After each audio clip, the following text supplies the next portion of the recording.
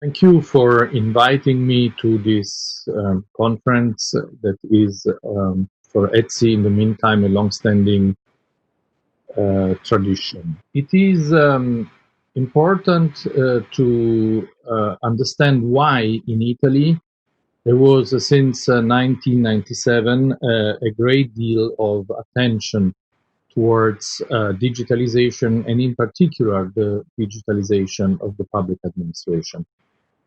And the reason is that Italy has a notorious bureaucracy, in some areas also ridden with corruption.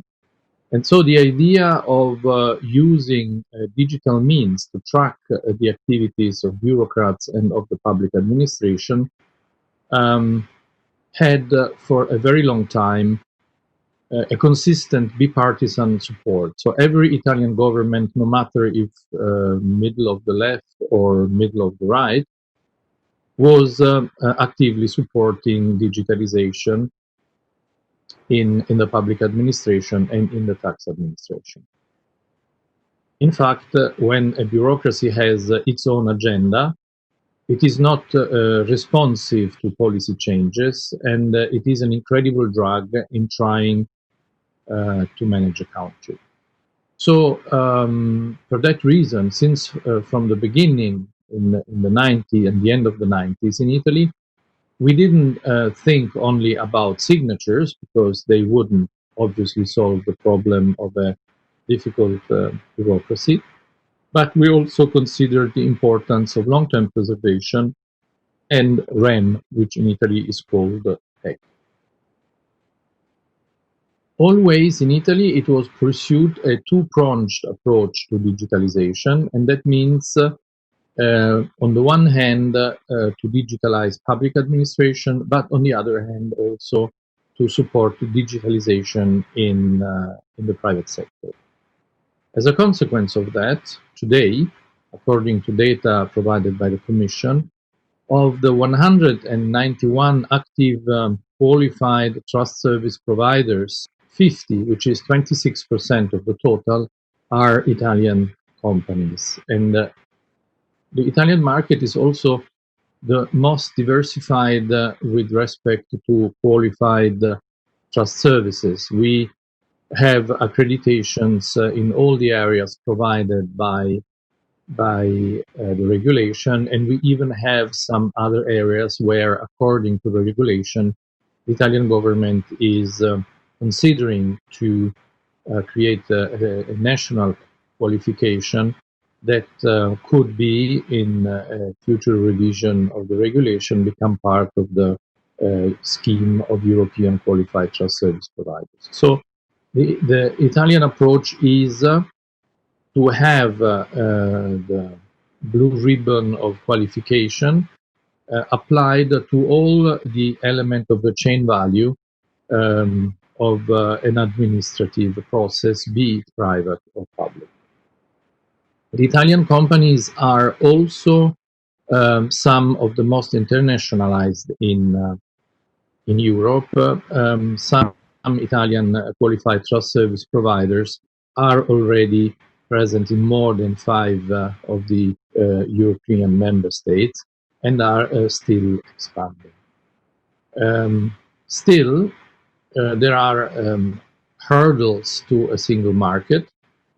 The principal hurdle that we realize is dragging down the single market for qualified trust service providers is the stark differences between the national supervisions, something that the Commission is aware of and is also considering in the current revision of the regulation that is ongoing in this very moment. In the next slide, we will see some additional numbers about the Italian market. We will see that we have issued on total more than 27 million of digital identities. 4,000 public administration use these digital identities for delivering their services. And it is important to know that Italy is one of the few countries in Europe, according to my knowledge, there is only one other, where you have public EID schemes and private EID schemes that are both delivering services on the market. And you see the private sector has 10 million of certificates and of digital identities, and the government has 16 million of them. And so Italy has a population of about 60 million people. That means that there is already almost half of the Italian population having a digital identity, which can be considered a success. Other numbers that could be interesting is that the utilization of the registered delivery, that in Italy is called PEC, and was regulated in Italy long before the regulation introduced the REM, the registered delivery. In Italy, we have last year sent and received 2.5 billion registered emails, which is rather a big number. And we have about 8 million registered email accounts up and running in Italy. The number of qualified signature certificates issued in Italy is 20 million. It's also a fair high number. Their utilization is not particularly intense. Mostly they are used when the law provides an obligation to use qualified signatures, like when you have to file your balance sheet at the Register of Companies, or for making certain applications. The law in Italy requires all professionals to be holder of a PEC, of a registered email account. These are numbers that show that good technology and regulation must go hand in hand in order to have a wide deployment of trusted services within the country. It's also necessary that you have both players active, the public administration and the private sector. I believe that the fact that in every sector you have public and private companies working in the field of trust services is one of the key for success, because meanwhile the private sector can provide technological prowess and business efficiency. On the other hand, the presence and the involvement of the public hand is important to have the attention at political level, and so also regulations that are supportive of the use of trust services. And this is exactly what happens in Italy.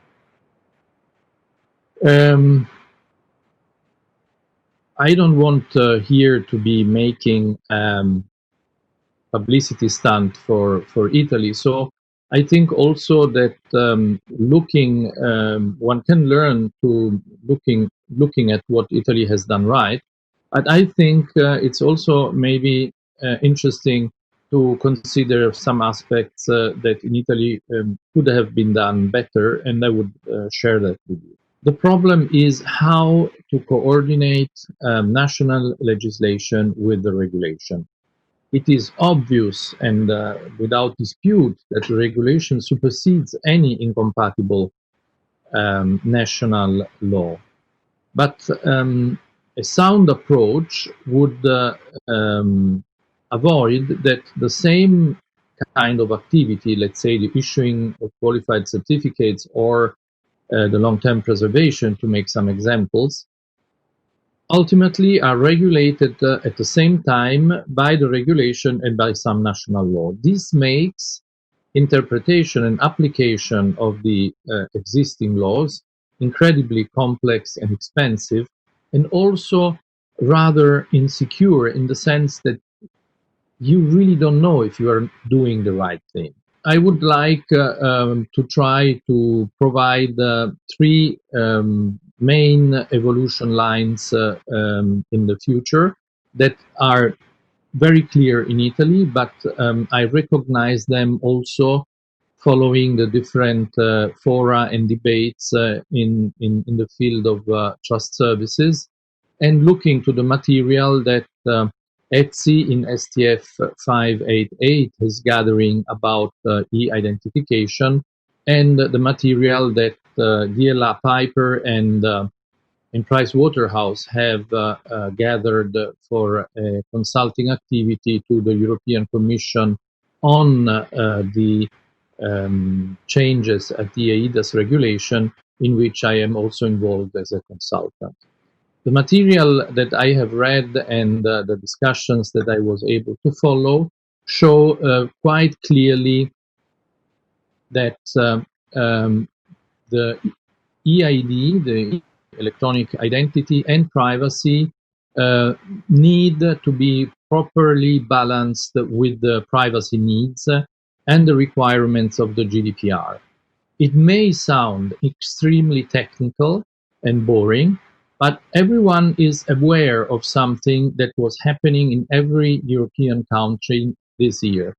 And it is that the public has rejected, roundly rejected, the applications that would have made possible cheap and effective tracking of the COVID.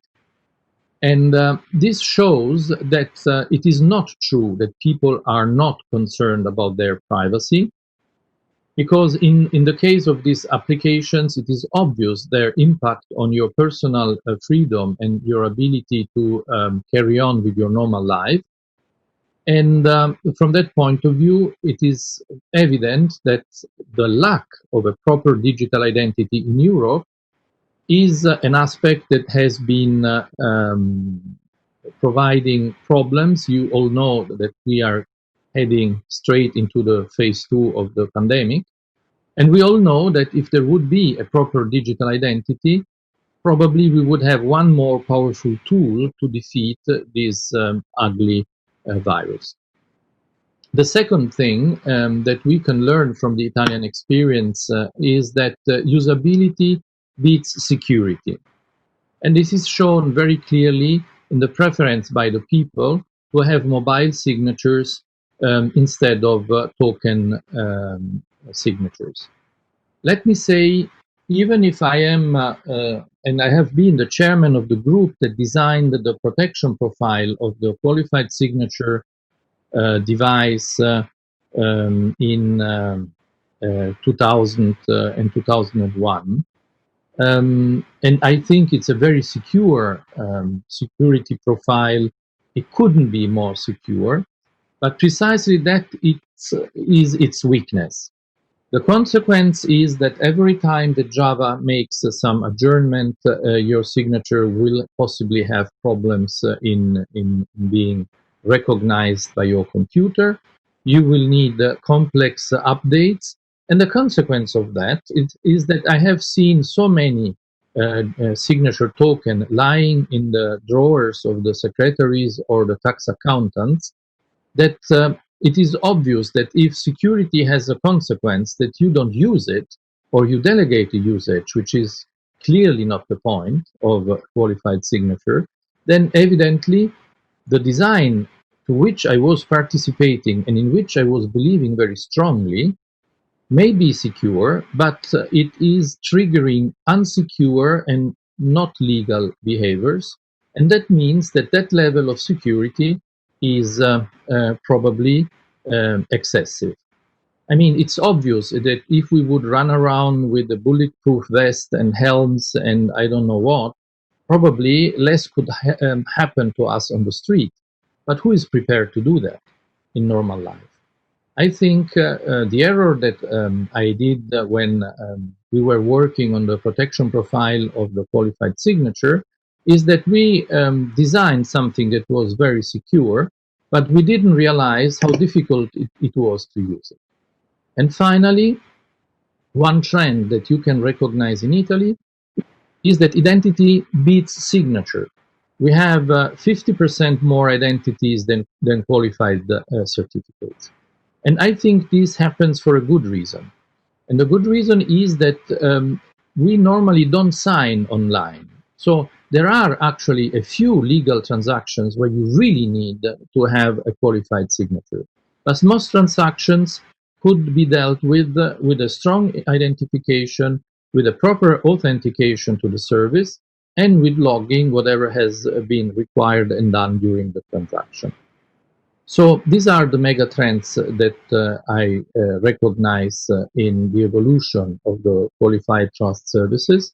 I hope that in the revision of the regulation, also the EID will become a qualified trust service and not just something that is held by the public administrations, because it is the coexistence of public service and private enterprises in the field of qualified trust services that has warranted the success of the EIDAS regulation.